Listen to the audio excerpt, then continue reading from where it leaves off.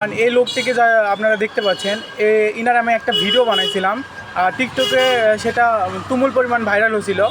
So এই লোকটা আমাদের ভিডিও বানানোর পরে বাসায় ব্যাক করার সময় ট্রেনের ছাদের উপর থেকে পড়ে গিয়ে তার বুকের পাঁজরের এক সাইড ভেঙে গেছে, দেখতে পাচ্ছেন আপনারা।